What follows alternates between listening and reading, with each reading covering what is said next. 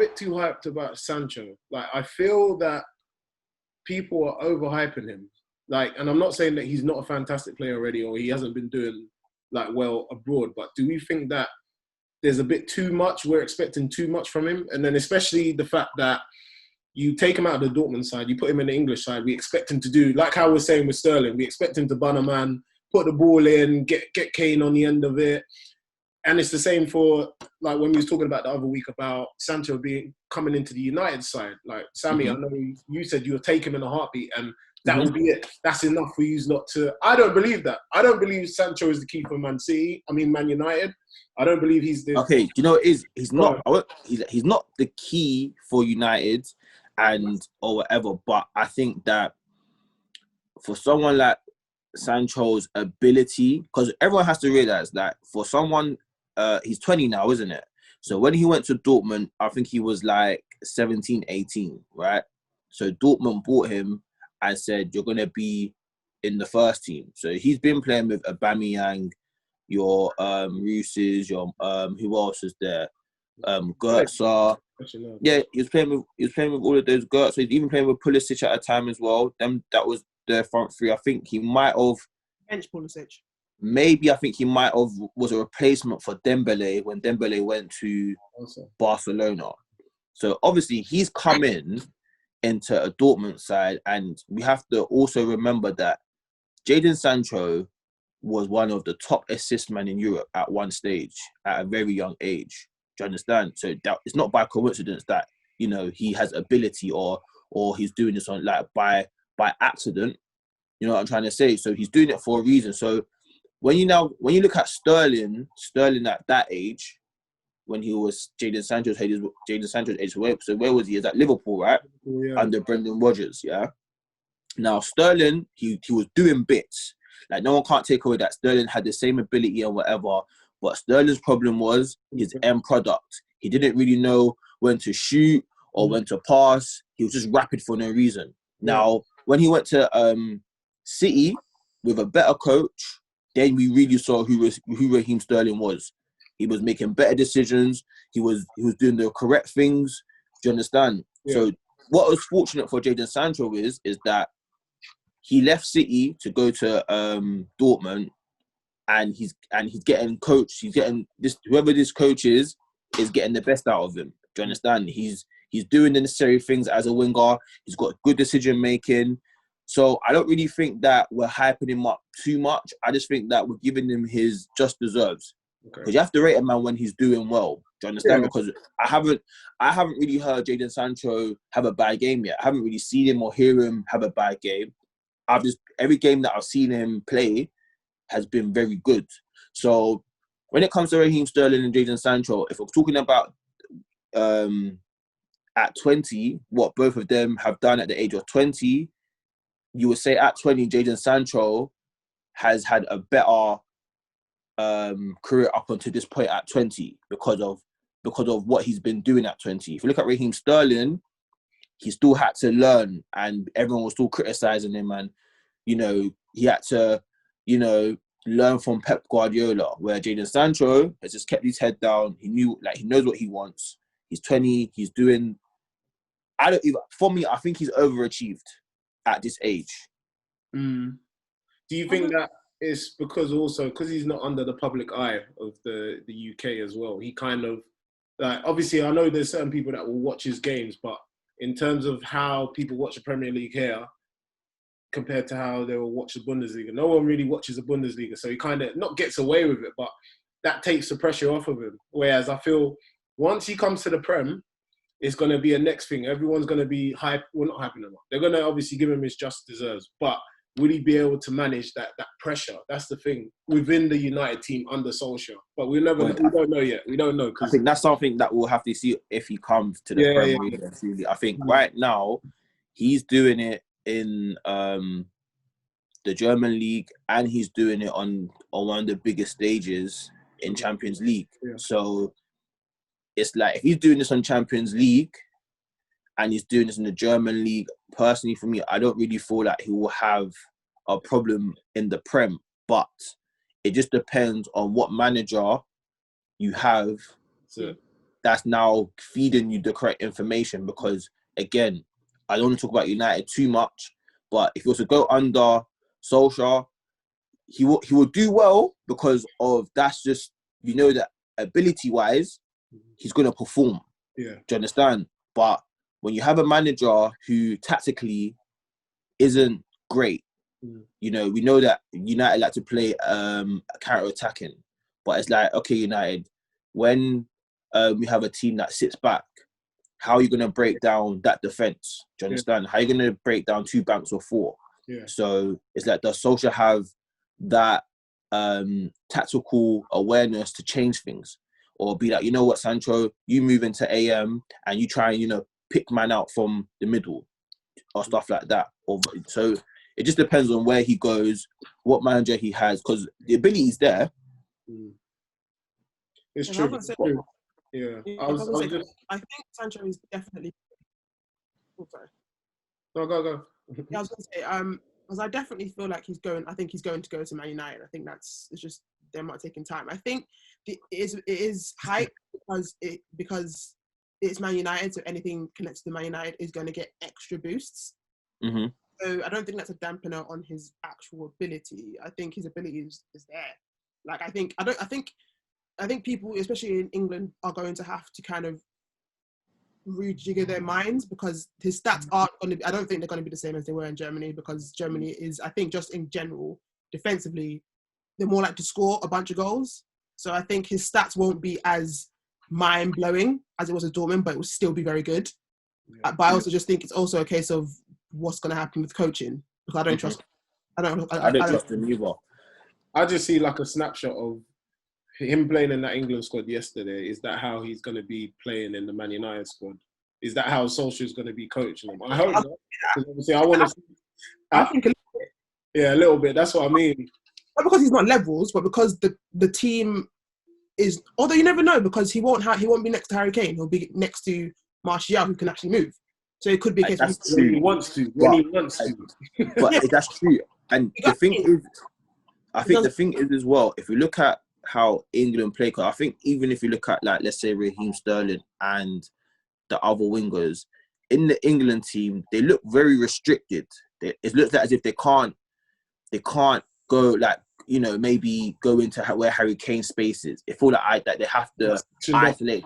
Yeah, like they have to isolate their fullbacks and take on their fullbacks, either get off a shot or pass to Harry Kane. Do you understand? I think, but whereas when you go back to your respective clubs, your managers might be telling you, like, right, like, get out the fullback. Like, if you can, shoot. If you can't, pass.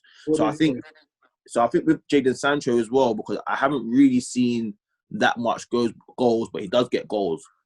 But I think with him, what he might have to do when he comes to the Prem is learn to add more goals to his game from an attacking perspective, because his decision making is fantastic.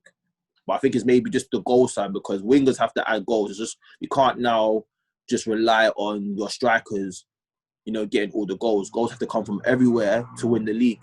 So hopefully he comes to United. I don't know. I don't really see that happening.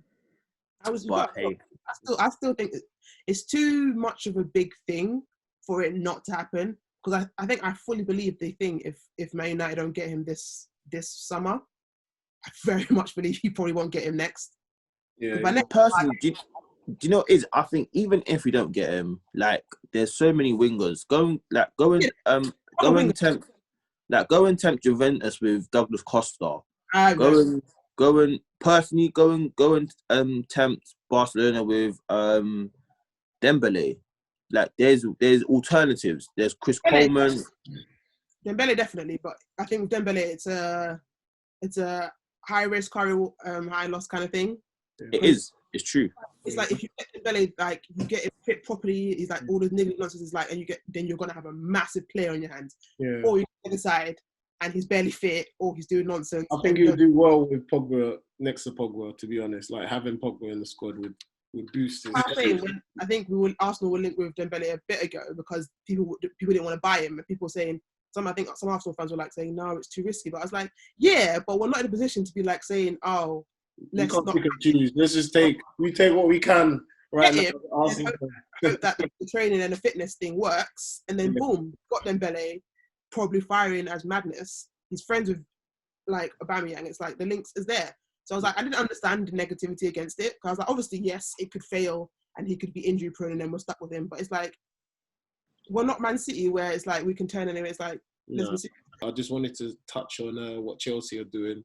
We recently heard that they've managed to sign this guy, Kai Havertz. You know, I can tell from your expression, this is something that we didn't want to see. Chelsea are rebuilding. I know we talk about it each week, but I'm a bit worried. As a London side, I'm a bit worried to see over the waters what these lot are doing. And I know that under Lampard, he's going to, you know, I think this was the missing piece for him. He really wanted Kai. He's managed to secure him. What do you think about this transfer to Chelsea? Lola, off you go, Lola. I mean, it's him and Ziyech are the only ones that, for me, for Chelsea ones that I think are just like levels. And not Werner. I like Werner, but I'm talking about like in terms of like what I think were like I'm pissed that they got him. It's Kai and it's Ziyech. Because I rate Werner. I'm just not really too fussed about them getting him. Same thing with but Havertz and Ziyech are madness. The Havertz one alone is just going to be like, it's just mad because it's annoying because it's like you're adding more levels to your midfield or attack depending on where you put him, and it's like if you watch him and his eye for goal is mad, his movement is mad, and he's massive.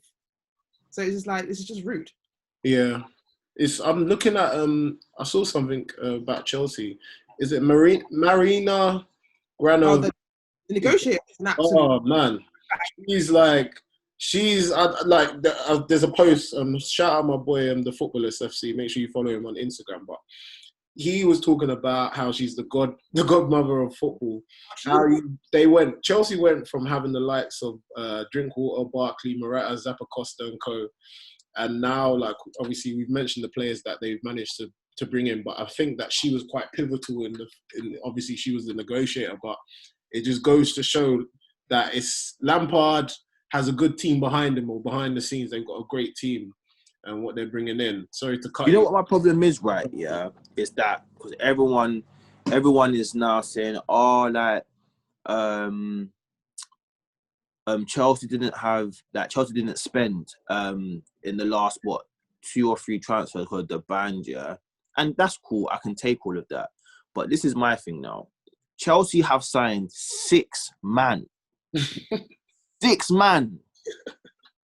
They had no problems in signing 6 man. Everyone's talking about COVID and this and that. They have signed 6 man, and all of those 6 man are 20 pieces they're pieces that they need. Yeah. So when I'm now, as a United supporter, absolutely fuming, yeah, that we're going into the league with the same front 4. Yeah. The same front 4. After I've just heard Chelsea have just signed a man that can play AM, he can play striker if he wants to. I mean, it doesn't get better than that. And then not only have they signed a striker, have you seen like this guy's stats? Yeah. This Timo Werner guy, his stats are incredible.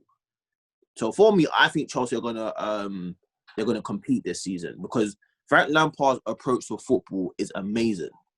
This guy's approach to football is fantastic, and no one's clocking that this guy is gonna be a serious manager for years to come. His approach to football is amazing. But isn't everyone?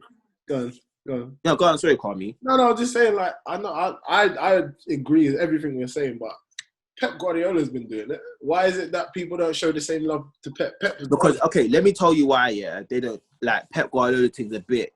It's good. Like, I think the only thing that I can personally rate Pep Guardiola for, yeah, is that Barcelona team.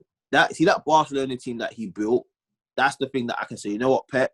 You done your thing. Now, the reason why it might be hard for people to kind of consistently praise Pep Guardiola is because Pep Guardiola has always gone to teams where he has stars. He has stars. Do you understand? Now, Frank Lampard's thing is your first job was Derby. You took Derby to the playoff finals. That's in your first year.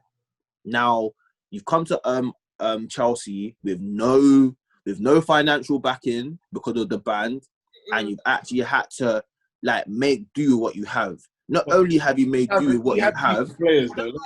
No, I'm not. No, I'm not saying that. I'm not saying that he didn't have decent players. I'm not saying that he didn't have decent players, but I'm talking about at the end of the day, you still had to play your youngers.